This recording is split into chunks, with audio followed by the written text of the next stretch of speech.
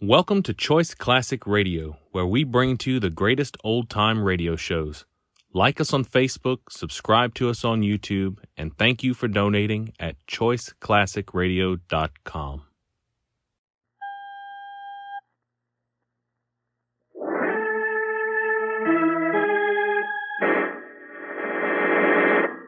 From New York City, the makers of Clipper Craft clothes for men and more than 1,200 leading retail stores from coast to coast present Sir Arthur Conan Doyle's immortal character, the world's most famous detective, Sherlock Holmes, starring John Stanley.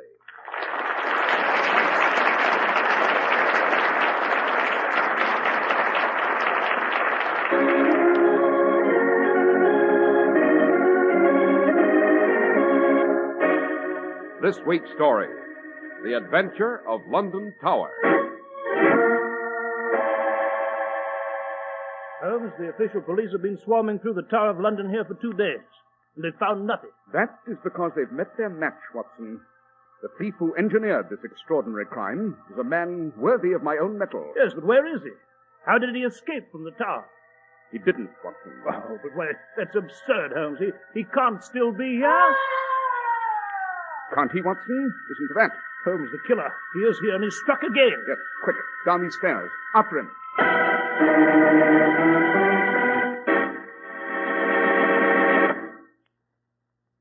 We're at the door of Dr. John Watson's study, and we're about to hear another of his adventures with the fabulous Sherlock Holmes. Well, good evening, Mr. Harris. Good evening, Dr. Watson. Hard at work on your memoirs as usual, I see. Well, which one is it this time? Well, tonight, Mr. Harris, I'm able to reveal for the first time an extraordinary adventure, the details of which for many years were shrouded in official secrecy.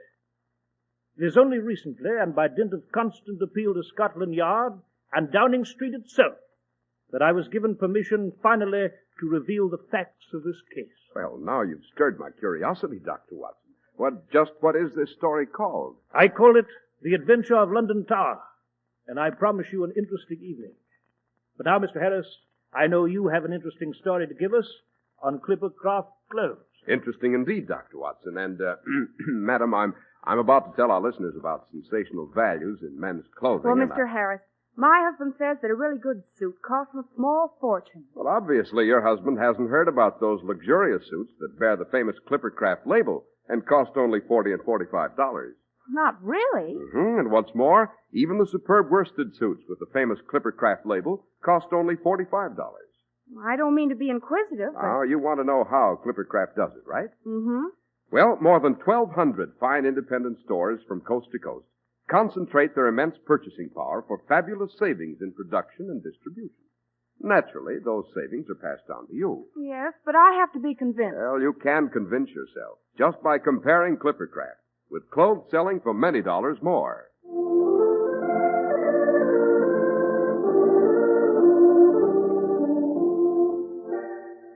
And now, Dr. Watson, what about this adventure of London Tower? Well, Mr. Harris, it was one of those cases which, if Holmes had not lived to solve it, might have dealt a shattering blow to the empire itself. Holmes and I first became aware of an extraordinary crisis when we were roused from our beds early one morning by a personage no less than the Prime Minister himself, Lord Bellinger. But the chain of events had already started the afternoon before, when a beefeater guide named Wilkes led a party of sightseers through the Wakefield Tower, which, as you know, is one of the many towers which go to make up that great conglomeration of buildings called the Tower of London. And there you've seen them, ladies and gentlemen. The fabulous crown jewels worth £5 million. The imperial state crown, the queen's consort crown, the anointing spoon, the king's scepter with the star of Africa, largest cut diamond in the world, the uncut ruby in the crown, given to the Black Prince by Pedro the Cruel, and worn by Henry at Agincourt. And now, ladies and gentlemen, we'll move on to the White Tower. Now, on our way, we'll pass the outer ward, the yeoman jailer's house, and... one moment, ladies and gentlemen. Oh, I seem to have a straggler back there in the treasure room. Beg pardon, sir. What is it, guide? Why, what are you doing back here? Why haven't you come along with the others? Oh, just admiring the crown jewels here under this iron-barred case. That's as maybe, sir. But we can't allow any of the sightseers to lag behind. Not here, anyhow. Rules, you know. Yes, of course. I quite understand, guide. It's just that I cannot take my eyes from these jewels. Look at them shine. The symbols of empire. The pride of kings and the joy of queens. They're beautiful. Beautiful.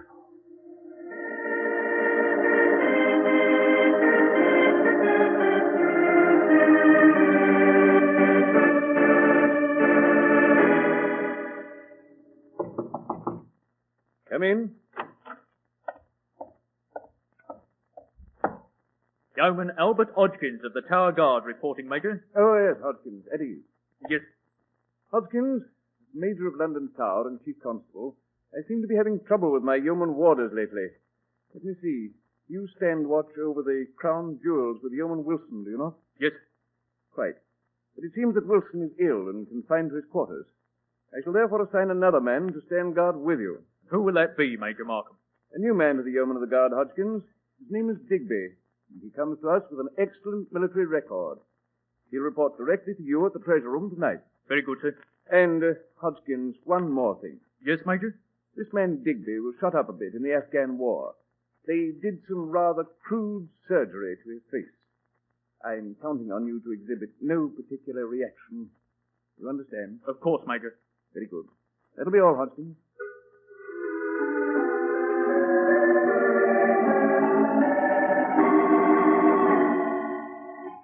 So these are the crown jewels, eh, Hodgkins? That's them, all right, Digby. Blimey. I was in His Majesty's service a long time, but I never stood a watch like this. Now, what's this here crown? That's Sir Edward's crown, made for the coronation of Charles II. And this big diamond? Oh, that's the Koh-i-Noor diamond. Used to belong to the Raja of Lahore, that did. They're going to bring it to Windsor Castle. Oh, are they, Hodgkins? I said they were, didn't I? That's where you're wrong. What do you mean? This Hodgkins. No! No!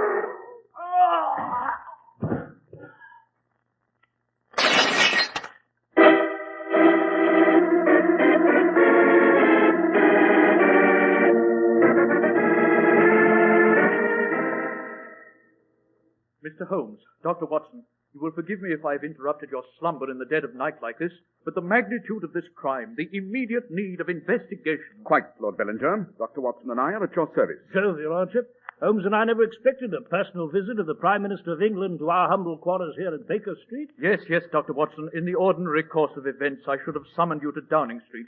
But there is no time to waste. There is a terrible urgency to this whole fantastic affair. Oh, I should say so. Crown jewels stolen from the Tower of London, Tower Guard murdered. By Jove, what cheek. No one's ever tried that before. On the contrary, Watson, they have. In the reign of Charles II, an Irishman named Thomas Blood purloined the jewels and almost succeeded in getting them out of London before he was apprehended. But enough of that. Lord Bellinger, a question or two, if you please. Yes, Mr. Holmes? Is the government yet aware of this loss? Only the highest circles. The royal family has been notified and the inner cabinet. We are striving to keep the affair a secret as long as possible. You must understand why. Quite. Oh, the crown jewels are priceless. They are indeed, Dr. Watson, and more than in just a material sense. Indeed, they are the symbols of empire. They hold our far-flung dominions and colonies together. I need not tell you the shattering impact of this news, both at home and abroad. Mr. Holmes. Yes, Lord Bellinger. I beg of you, indeed I plead with you to lend your great talents to this affair. If your genius has ever burned brightly, let it burn now.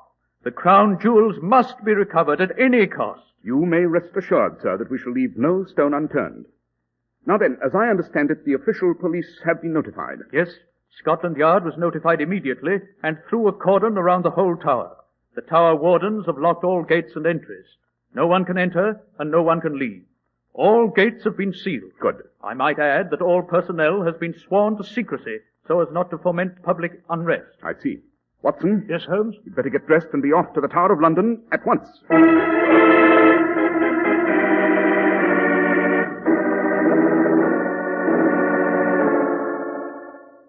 So you're Overbury, the chief warder. Yes, Mr. Holmes. Major Markham, the chief constable, asked me to conduct Dr. Watson and yourself to the treasure room the moment you arrived. Nothing's been disturbed, Overbury? No, Dr. Watson, nothing. We left the corpse of poor Hodgkins just as it was. Here we are.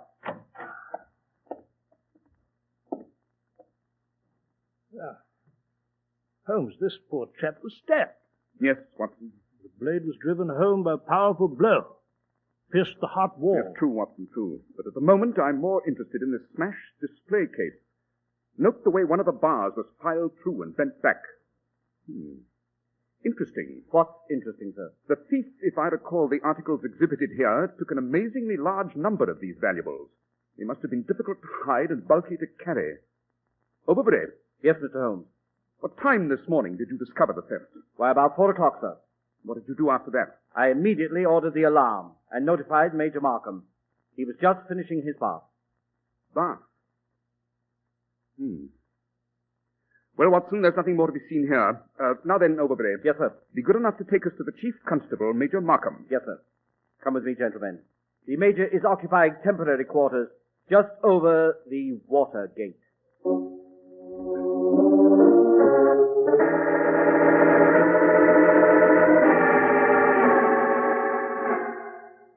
Mr. Holmes, Dr. Watson, we're at our wits' end here at the tower. It's incredible, gentlemen, incredible that a thief could loot the crown jewels and escape from the tower as pretty as you please. What makes you think he escaped, Major Markham? Oh, come now, Holmes. You don't think the beggar's still hiding somewhere in the Tower area, with half of Scotland Yard and all the garrison swarming about the premises? My dear Watson, I prefer to remain skeptical until I have all the facts at hand. The tower embraces a large area. True, Mr. Holmes, true. But I assure you, we've searched every nook and corner of the tower area. We've gone through the White Tower, the Bloody Tower, the Beauchamp, and Wakefield Tower, where the treasure room itself is located. And not a sign of the thief. Seems to me we must resign ourselves to the fact that the burglar may be miles away by now, Holmes. Yes, perhaps, Watson, perhaps. Major Markham, a question. Yes, Mr. Holmes. It's obvious that this new yeoman guard you employed, this man Digby, is responsible for this fantastic crime. Undoubtedly. I presume you examined his credentials before you took him on. Certainly. He seems quite in order. Good military record and honorable discharge. Forged, no doubt. No doubt. However, we do have a clue. Indeed? What clue? The man's face. It was bloated, blotched, kind of dead chalk white and puffy in appearance. Indeed, I found it very unpleasant to look at. Well, Joe Holmes, if we ever come across the beggar, he should be easy to identify. Be sure, Watson, if we ever come across him. This vandal is a man of some parts, my dear fellow. He executes the most fabulous crime of the century, vanishes into thin air, disappears through stone masonry, so to speak, and all without a trace. Major Markham. Yes, Mr. Holmes? I should like to question the tower guide at once.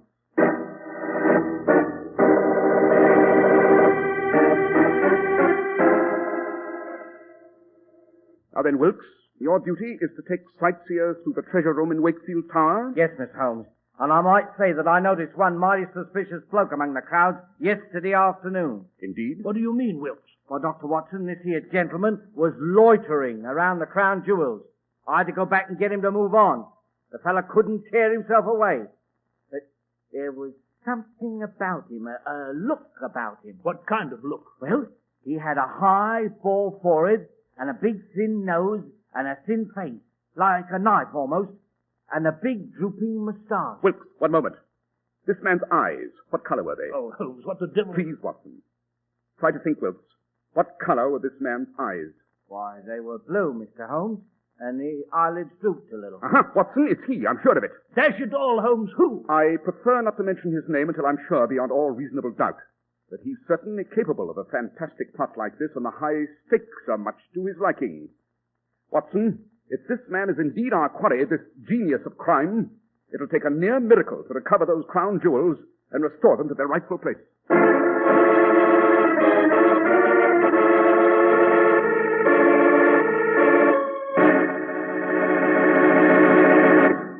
Well, Dr. Watson, so far it's been some adventure. Yes, Mr. Harris. I consider it unique among my memoirs. Yes, unique.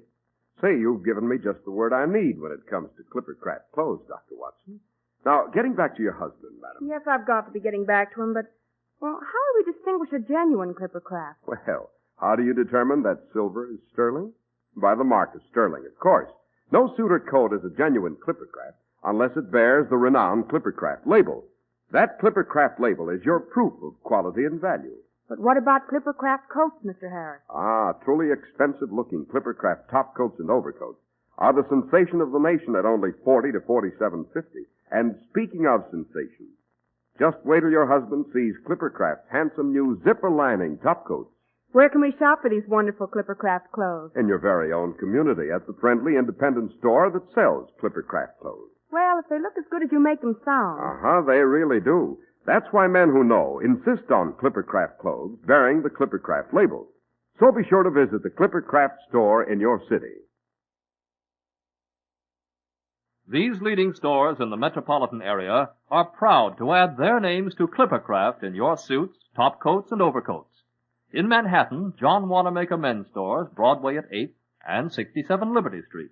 Saks 34th, Broadway at 34th. In Brooklyn, Abraham and Strauss. In Newark, New Jersey, Boulevard Men's Shop, Kresge Newark. And in Jamaica, the B&B Clothes Shop, 16408 Jamaica Avenue.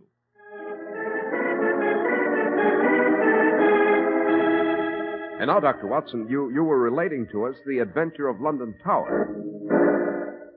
Yes, Mr. Harris, I was.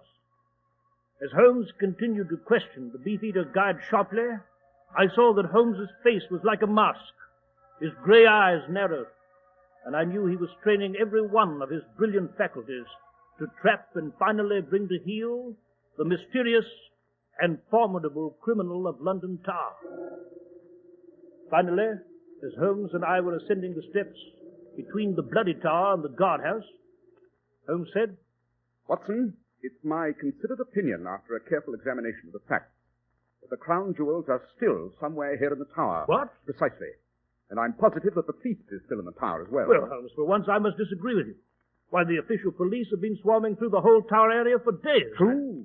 But even if they find the thief, they'll never recognize him. Oh, dash it, Holmes, what are you driving at? The chief constable of the tower, Major Markham, clearly identified the bogus guard and killer Digby as having a bloated, puffy, white face. Quite. But it's the thin-faced man with the cold blue eyes, the tourist with the drooping moustache, who's the key to this extraordinary affair. Oh, perhaps, Holmes. At this point, my dear Holmes, I'm thoroughly confused. As to the jewels themselves, you said they're still in the tower. And with good reason, Watson.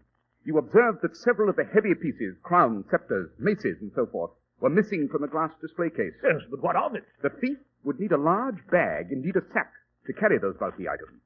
It's doubtful whether he could have slipped by the outer garrison guard without being examined.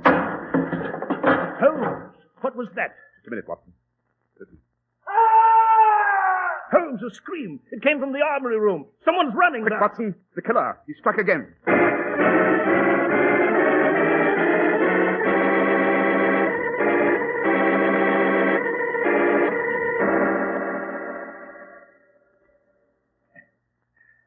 Holmes, it's the chief warder, Overbury. Yes.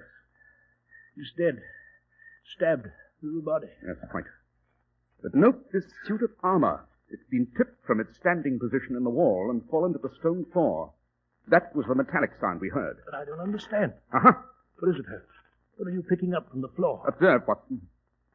Whether it's a diamond. Exactly. It broke off from one of the crown pieces, no doubt, when the suit of armor crashed to the floor. Then, Holmes, the thief concealed the crown jewels in this hollow suit of armor. Precisely. It's obvious that he was surprised in the act of recovering his loot by the chief warder here. Then the crown jewels are still in the tower, Holmes. The garrison is guarding every gate and entrance. Quite. So that... Our man has a very real problem of getting the valuables out of the tower. And therein, Watson, lies our hope of success. Holmes, should we rouse the tower garrison? The killer was here just a moment ago. No, my dear fellow, it'd be quite useless. The tower's a very large place, and if I know our man, he'll be much too clever to leave himself exposed for very long. Come, Watson. Where to, Holmes? We had better notify the chief constable of this new tragedy.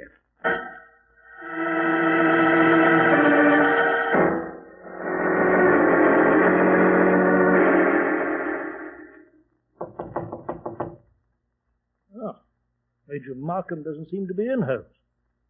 The door's ajar. In that case, suppose we go in and wait.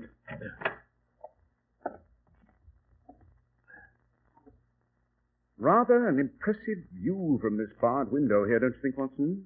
Yes, Holmes. We seem to be just above the outer wall, the River Thames just beyond the wall. I must say, however, I find this panorama rather depressing. These grey towers, Watson, have hidden many a shriek of torture. Many a royal prisoner has languished in its dungeons. Many others came through the traitor's gate and thence to the headsman's axe. Hello, what's this? Holmes, what are you... Watson, note the bars on this window. Here, near the base. Well, they've been partially filed through. Precisely, and for a very good reason. It might be well to make a detailed study of this room while... What is it, Holmes? Note, Watson, observe, on this wash basin... Dash it, Holmes, I don't see anything. Don't you, Watson? Use your eyes. Here is a tiny globule of paraffin, not much larger than the head of a pin. Paraffin? Quite. Well, what of it? Everything, Watson, everything. This tiny globule of paraffin is the hinge of this entire case. It clarifies the riddle of the bogus guard Digby. Holmes, what the devil are you talking about? Obvious, my dear fellow, obvious. Good evening, gentlemen. Major Markham, we're just waiting for you. Major, I trust that you are aware that your chief warder, Overbury, has just been murdered. Yes, Mr. Holmes, I am. One of my men found his body in the armory room. We are thoroughly combing the various towers at this moment, and we've doubled the guard at all gates and entrances. Excellent, Major, excellent. But you must go even further than that. The crown jewels are still somewhere in London Tower. What? You're sure of that, Mr. Holmes? I am indeed. The killer had hidden his loot in a suit of armor in the armory room. He was surprised by Overbury, the chief warder, and murdered him. No doubt our thief has hidden the loot elsewhere. Yes, but Holmes, how is he going to get it out of the tower? Every gate and entrance is guarded. Yes, quite, Watson, quite. Perhaps we can tree our quarry by closing in with a rigid room-by-room search. You have the personnel to conduct this kind of search, Major Markham? Of course. And I shall order it to begin immediately. Excellent. Come, Watson. Where to, Holmes? First, to Baker Street. There's a bit of research I must do there, specifically on a certain new discovery in Vienna. After that, we shall go to Downing Street. It's high time we gave the Prime Minister a report on our findings.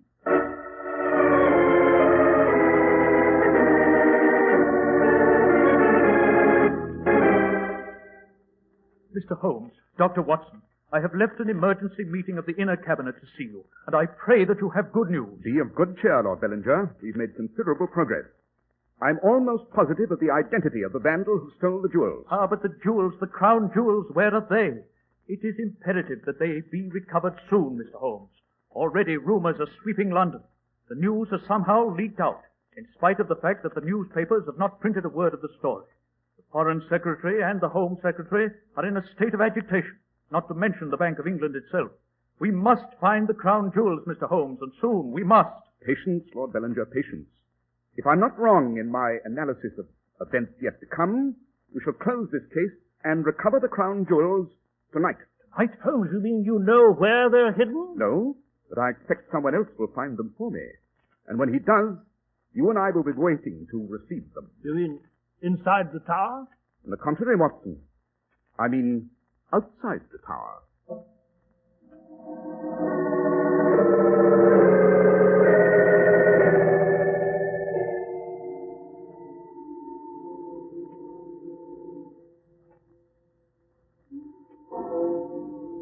Oh, it's 2 o'clock, Holmes. Yes. Why the deuce are we standing outside this tower? No one can get in or out without being challenged by a guard. Anyway, it's cold enough out here by the river wall to chill the marrow of a man's bones. Why this tower watch in the dead of night? Because, Watson, I expect the purloiner of the crown jewels to put in an appearance at any moment. Like the cornered fox, the hounds close in, and he must break away before it's too late. But, dash it, I don't understand her. Watson. Eh? What is it? Look at that window, high in the tower. Oh, there's a man crawling through the window. Under that small rampart. Yes, and note, there's a bag slung over his shoulder. Yes, you're right, huh? But the deuce... Watson, quick, shrink back into the shadow here. What is the point? Someone just lit a match over there at the far end of the river wall. Obviously a signal. You mean he's a Confederate? He is indeed, and more than that. He's the brains behind this extraordinary coup. One of the cruelest and most brilliant criminals of a generation, Colonel Sebastian Moran. What? Colonel Moran? But look, Holmes, on the rampart. He's flinging the sack out into the river. Yes. It's landed in the water. Yes, sir. Watson, look over there at Colonel Moran. He has a rifle. Yes, he's pointing it at the man up there. He's been hit. He's falling, Holmes. Quick, Watson, after him. Halt, Moran! Holmes, he's raising his gun. Quick, your revolver. Good shot, Watson. You winged him in the arm. He dropped his gun. Halt, Moran! He's running along the river wall. Oh, I missed him, curse it. There's this darkness here. Holmes is going to dive into the Thames from the wall. There he goes!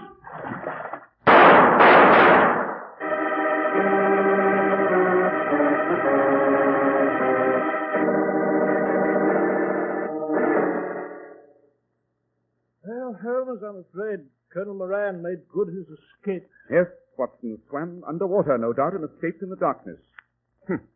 Man has a charmed life. Well, here we are at the spot where the sack was flung into the river from the tower window. There's that heavy sack.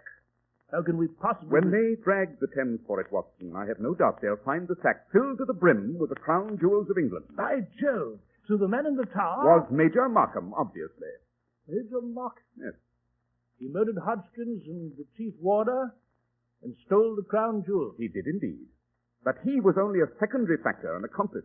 It was the fertile brain of Colonel Sebastian Moran which hatched this clever scheme. Moran shot Markham because he didn't want to share in the spoil. Precisely. Once Markham had delivered the crown jewels, Colonel Moran had no further use for him. Dropping the bag through the window was obviously a method for getting the loot out of the guarded tower. It'd be easy enough later for Colonel Moran to recover the sack with grappling irons. Oh, dash it, Holmes, I confess I'm confused. The villain, as I understood it, was a bogus guard named Digby, with a blotchy, puffed-up white face. Precisely, Watson. But Digby and Major Markham were one and the same man. What? An ingenious trick of double identity. You remember the globule of paraffin we found in Markham's quarters? Oh, yes. It came from a hypodermic needle, a new medical technique recently discovered in Vienna. By injecting hot paraffin into the face, it's possible to change the facial contours and the shape of the features completely. The deuce, you say? Thus, Markham transformed himself to a puffy, white-faced guard and dubbed himself Digby. He came out of his office, killed Hodgkins, stole the crown jewels and hid them. Then he returned to his quarters and took a hot bath at the rather unusual hour of 4 o'clock in the morning. Holmes, you mean the hot bath? Right. The paraffin oozes out of the pores when subjected to warm vapor and hot water. And by this method, Digby became Markham again. And all the while, the official police were looking for a puffy, white-faced man. Yes. No wonder they didn't find him, since he never really existed. Holmes, I must congratulate you on a brilliant piece of work. Well, I suppose now we shall inform the Prime Minister that the crown jewels lie at this spot, at the bottom of the Thames, and can easily be recovered. Exactly. But for myself, the case is not yet closed. What do you mean, closed? Colonel Sebastian Moran is still at large. But someday we shall meet again. And next time, Watson, I promise you we shall settle our account for good.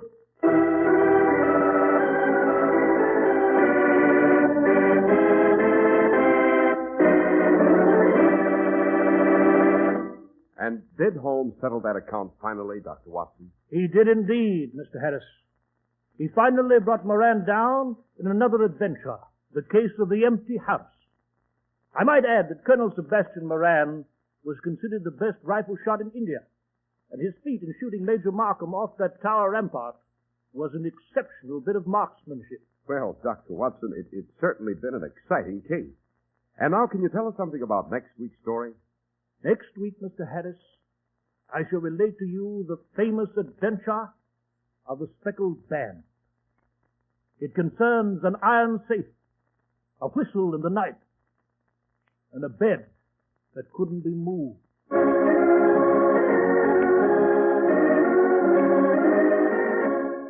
The makers of Clippercraft clothes and more than 1,200 stores from coast to coast have brought you another in the new series of broadcasts featuring the world's most famous detective, Sherlock Holmes.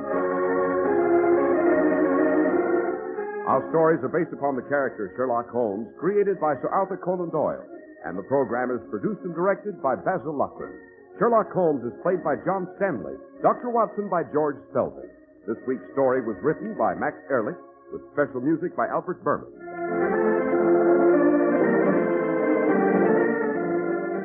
If you don't know your Clippercraft dealer, write Clippercraft, 200 Fifth Avenue, New York City. Be sure to listen next week to Sherlock Holmes in The Adventure of the Speckled Band.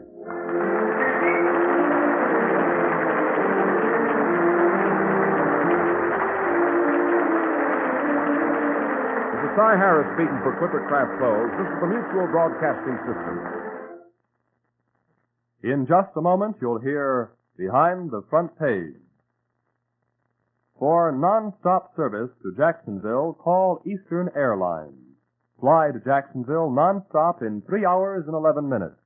For immediate reservations, call Eastern Airlines. This is WOR, New York.